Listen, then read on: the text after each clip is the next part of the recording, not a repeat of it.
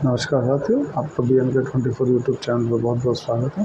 साथियों, हमारे यूजर का क्वेश्चन था कि क्यों ना हफ्ते भर में जो भी शेयर मार्केट से जुड़ी कंपनियों में कोई गठित हुआ है उसके बारे में एक वीडियो बना के वीक के एंड में डाल दिया जाए, मतलब संडे के दिन डाल दिया जाए, जिससे कंपनियों के अंदर बेसिकली क्या चल रहा है उसके बारे में जानकारी मिलती रहे। तो अभी हम अगर बात करें तो हम बात करते हैं शुरू में वोडाफोन आइडिया से। वोडाफोन आइडिया लगभग 9.6 अरब डॉलर के नीचे जो कर्ज के नीचे दबी थी, उसने नोकिया, एलसी का और सैमसंग को लॉन्ग टाइम के लिए पार्टनर बना लिया है और इससे मिले हुए फंड से वो अपने नेटवर्क को विस्तार करने की योजना है।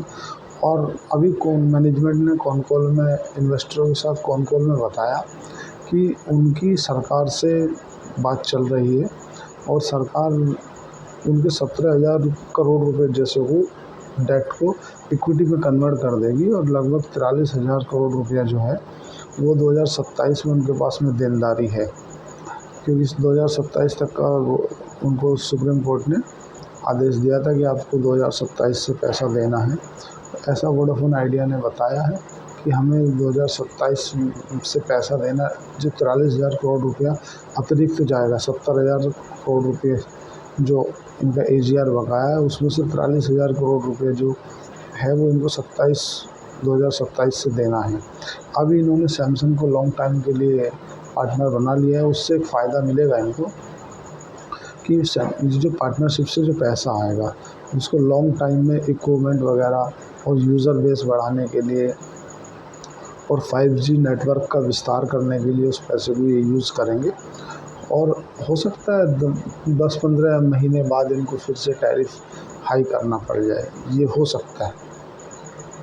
अब हम बात करते हैं दूसरी खबर के लिए जो स्पाइस जेट से जुड़ी हुई है। स्पाइस जेट ये QIB के जरिए लगभग 448.70 करोड़ शेयर बेचने जा रही है, जो कि 61 रुपये प्रति शेयर के भाव से बेचेगी। कंपनी के पास में 601 करोड़ रुपए का कर्ज है। कंपनी की जो योजना है वो क्या है कि 601 करोड़ रुपए में से जिनके पास देनदारी बकाया है 298 करोड़ रुपए GST की बनी है, 145 करोड़ रुपए इनके पास में TDS बन रहा है और लगभग और जो पैसा है लगभग 150 करोड़ के आसपास वो इनके कर्मचारियों का जो फंड और PF जमा है वो है। और जो विमान इन्होंने लीज़ पे ले रखे थे, जो विमान होते हैं वो लीज़ पे लिए जाते हैं, तो वो पैसा है वो जुटा के ये उस पैसे को रिड्यूस करने जा रहे हैं। अभी वर्तमान में जो शेयर का प्राइस चल रहा है उससे 3 रुपये नीचे भाव पे अपना QIB लेके आ रही है। उससे पैसा मार्केट से जुटा के उससे अपना कर्ज पे करने के लिए ऐसी योजना बना रही है। तीसरी अगर हम खबर की बात करें तो HDFC की जो NBFC कंपनी है HDB फाइनेंस, वो अभी अपना IPO लाने के लिए जो उसने प्रस्ताव दिया था, जो DRHP दाखिल की थी सेबी को, वो मंजूरी मिल गई है। तो HDB फाइनेंस जो है वो 2500 करोड़ रुपए, मतलब 2,500 करोड़ रुपए जैसा मार्केट से जुटाना चाहती है। HDB फाइनेंस में HDFC बैंक की लगभग 94% हिस्सेदारी है, मतलब मालिकाना हक है। HDFC बैंक अपनी 10% हिस्सेदारी बेचेगा और लगभग 7800 से 8,000 करोड़ रुपए जैसा लेगा। और HDFC बैंक जो HDB फाइनेंस की वैल्यूएशन आंकड़ा है वो लगभग 78,000 करोड़ से 90,000 करोड़ के बीच में करने की मांग कर रहा है। हो सकता है दिसंबर तक ये IPO आ जाए, ऐसा है। अब हम बात कर रहे हैं तीसरी खबर की जो रिलायंस पावर से जुड़ी हुई है। रिलायंस पावर का क्या है साथियों कि रिलायंस पावर ने 1525 करोड़ रुपए जुटाने के लिए जो अपनी QIB लेके आई है, बोर्ड के जो मैनेजमेंट है उन्होंने उसको मंजूरी दे दी है। लगभग 4 करोड़ 62 लाख जो शेयर हैं वो इशू करने जा रही है। उसमें जो रिलायंस इंफ्रा है या आपकी सनातन फाइनेंस है, इस टाइप की जो कंपनियां हैं वो इसमें निवेश करेंगी। और ऐसा मैनेजमेंट ने बताया है कि इसका जो इस्तेमाल होगा वो कंपनी के विस्तार के लिए होगा। रिलायंस पावर ने अपनी एक कंपनी है, उनकी पेरेंट कंपनी, उसका समय से पहले 1,000 करोड़ रुपये का जो भुगतान था वो समय से पहले पे कर दिया है। वो बहुत अच्छी बात है। अब हम बात करते हैं चौथी बड़ी खबर की, जो अडानी टोटल गैस से जुड़ी हुई है। अडानी टोटल गैस से जो विदेशी कंपनी है, वहाँ से 3150 करोड़ रुपए जैसी फंडिंग मिली है, जिसका जो विस्तार होगा, ऐसा मैनेजमेंट ने कॉन कॉल में बताया है कि उस पैसे का हम विस्तार करेंगे गैस डिस्ट्रीब्यूशन का जो पाइपलाइन वगैरह और कंपनी के पूरे ऑल ओवर एक्सपेक्टेशन को बढ़ाने के लिए यूज़ किया जाएगा। और ये अडानी टोटल गैस को मिलने वाली पहली विदेशी फंडिंग है, जो कि अच्छा है। अब हम बात करते हैं देश की पहली दिग्गज और फार्मा कंपनी मैनकाइंड फार्मा की। मैनकाइंड फार्मा एक कंपनी का अधिग्रहण करने जा रही है। लगभग 1000 करोड़ रुपए जुटाने की जो एनसीडीएल से उसको अनुमति मिल गई है। BSV करके कंपनी है, फार्मा कंपनी है, उसका अधिग्रहण करने जा रही है, जो कि बहुत अच्छी खबर है। तीसरी बात है, अब हम बात करते हैं टाटा स्टील की। टाटा स्टील ने उड़ीसा में अपना 27,000 करोड़ जितना रुपए का एक कैपेक्स किया है, कैपेसिटी एक्सपेंड।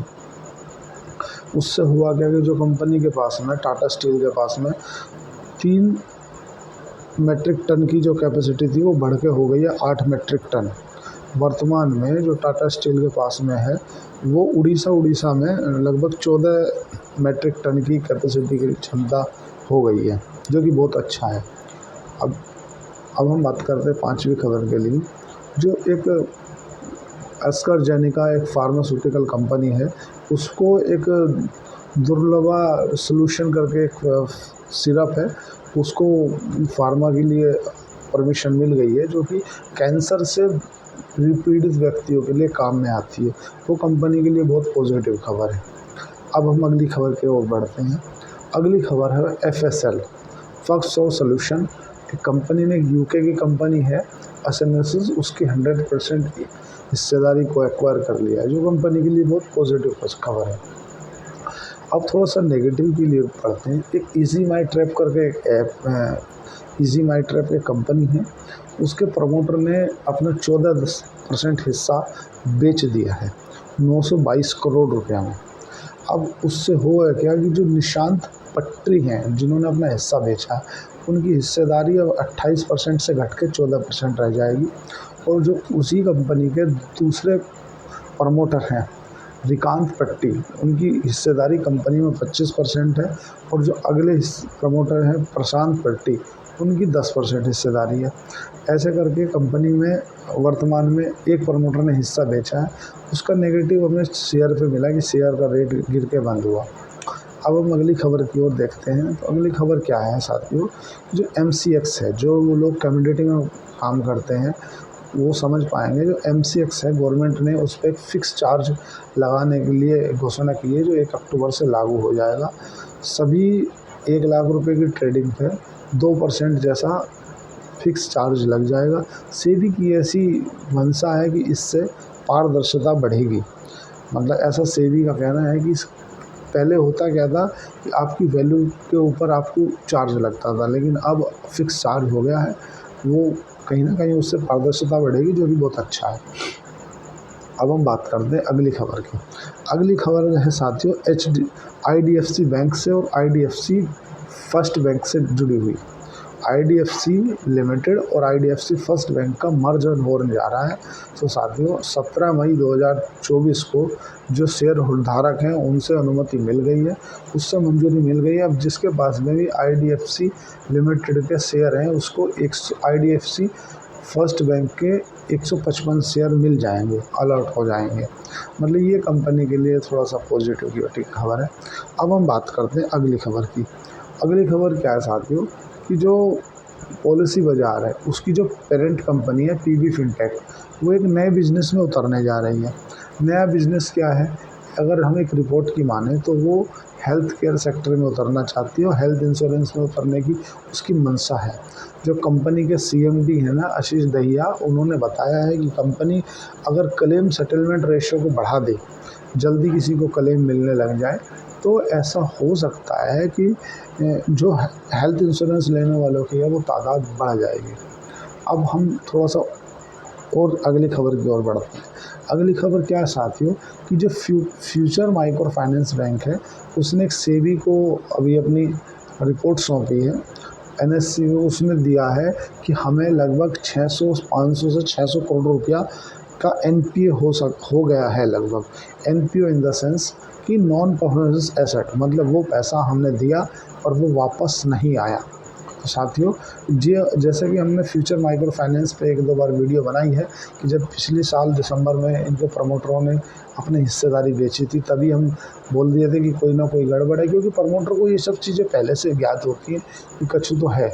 अभी उन्होंने वो चीज़ ओपनली ला के बोल दिया है कि भाई हमारे पास 600 करोड़ रुपये जैसा हमारा डूब गया है, जो कि वापस नहीं आ रहा है, एनपीए घोषित हो गया। अब हम अगली खबर की ओर बढ़ते हैं। जो अगली खबर है वो है IEX इंडियन एनर्जी एक्सचेंज से जुड़ी हुई। इंडियन एनर्जी एक्सचेंज क्या साथियों कि एक सरकार का जो पावर ऊर्जा मंत्रालय है ना, उसने एक खबर ली कि जो कैपिंग आप लगाने जा रहे हैं उसका काम थोड़ा सा जल्दी से किया जाए। बस इतनी गुजारिश करनी थी कि IEX का शेयर नीचे धड़ाम हो गया। क्योंकि होगा क्या कि जिस तरह से अभी लगभग 90 से 95% इंडियन एनर्जी एक्सचेंज के पास में होल्डिंग है, मतलब एक तरह से मोनोपोली है। तो अब उसका थोड़ा सा नेगेटिव फ़र्क मिलेगा। नेगेटिव ये मिलेगा कि अब इक्वली सबको सरकार ला करके और एक ये जो मोनोपोली जैसा काम है वो ख़त्म कर देगी। अब उससे बिजनेस किसका इफ़ेक्ट होगा? IEX का होगा, इसलिए IEX का शेयर नीचे गिरा। अब हम बात करते हैं थोड़ा सा और नेगेटिव। बाईजूस की जो कंपनी है उसकी जो समस्याएं हैं वो ख़त्म होने का नाम नहीं ले रही। बाईजूस की पहले से ही वो तो बैंकरप्सी की कगार पे है। अब एक अमेरिका में उन्होंने लोन उठाते समय एक कंपनी को अपनी गिरवी रखा था, जैसे प्लेज करके हम बैंक पे लोन देते हैं, ऐसा ही एक कंपनी को हमारा आकाशा एजुकेशन लिमिटेड करके है, उसको लोन रखा था, जो कि वहाँ का जो सुप्रीम कोर्ट है, मतलब जो अमेरिका का सुप्रीम कोर्ट है, उसने उसके विपक्ष में फैसला देते हुए ये बोल दिया कि आप इसको 100% या तो पैसा दीजिए, नहीं तो ये आपकी जो गिरवी रखी थी ये हम इसको अधिग्रहण कर लेंगे, जो कि बाईजूस के लिए बहुत ही नेगेटिव खबर है। मतलब वो बाईजूस की तो देखो सब्सिडरी कंपनी है, इसलिए वो तो लगभग $1.2 अरब का जैसा फंड था, काफ़ी बड़ा फंड था, ऐसा नहीं है कि काफ़ी छोटा फंड था। और कोर्ट का आदेश आया अमेरिका कि आप या तो उसको कर लीजिए, नहीं तो हम उसको जब्त कर लेंगे। अब हम ओयो की बात करते हैं, अगली खबर की ओर बढ़ते हैं। ओयो ने क्या किया है, अमेरिका में मोटल 6 और स्टूडियो 6 करके होटल होते हैं, उनको एक्वायर अधिग्रहण कर लिया है। उनको अधिग्रहण करने से होगा क्या कि कंपनी के पास में 500 से 600 करोड़ रुपए जैसा जो रेवेन्यू है, जो प्रॉफिट है, वो कंपनी की बैलेंस शीट पे आएगा, जो कि बहुत ही अच्छी बात है। अब साथियों अच्छी दूसरी खबर के लिए बढ़ते हैं। अगली खबर है फिजिक्स वाला। आप सभी लोग जो बच्चे पढ़ते होंगे फिजिक्स वाला में, तो जो फिजिक्स वाला अपना नया IPO लाने जा रही है, वो लगभग 2025 तक अपना IPO लेके आ जाएगी, ऐसा उनकी योजना है। अब हम अगली खबर की ओर बढ़ते हैं साथियों। अगली खबर फाइनेंस सेक्टर से जुड़ी हुई है। फाइनेंस कंपनी है मोबिक स्मूथ, जो कि इसने पहले सेबी के पास में अपने DRHP दाखिल की थी, तो इन्होंने 1900 करोड़ रुपए की मांग की थी। तो सेबी ने इनकी बैलेंस शीट देखते हुए उन्हें लौटा दिया था कि नहीं आप 1900 करोड़ रुपए नहीं। तो अब कंपनी फिर से अपनी DRHP दाखिल की और इस बार सेबी ने उनको मंजूरी दे दी है। सेबी ने बोला है कि आप 700 करोड़ रुपये जैसा बस उड़ा सकते हो पब्लिक से IPO के जरिए, और पूरा का पूरा आपको फ्रेश इशू लाना पड़ेगा। मतलब कोई भी पैसा आप ऑफर फॉर सेल के जरिए नहीं लोगे, पूरा का पूरा फ्रेश इशू रहेगा। और साथियों इस तरह से हमने ऐसा विचार किया है कि क्यों ना हफ्ते के आखिरी में जो होने वाली गतिविधियां हैं कंपनियों के प्रति, उसको हम विस्तार से थोड़ा सा एक हेडलाइन के रूप में बता दें अपने यूज़रों को, तो जिससे आपको होने वाली गतिविधियों के बारे में जानकारी मिलेगी। ऐसा लगता है कि जब वोडाफोन में इस सब मिलने से ही वोडाफोन के शेयर में दम मिलेगा और कंपनी में फंडिंग आने से कंपनी में थोड़ा सा दम बनेगा, और सरकार भी हो सकती है 17,000 करोड़ रुपए अगर इक्विटी में कन्वर्ट कर लेती है तो बहुत अच्छा है। साथियों चैनल को लाइक करें, सब्सक्राइब करें, तो कृपया कमेंट करें। अगर आपके पास डीमैट अकाउंट नहीं है तो नीचे दिए गए डिस्क्रिप्शन में कृपया शेयर खान के साथ अपना डीमैट अकाउंट खोलें। धन्यवाद, थैंक यू।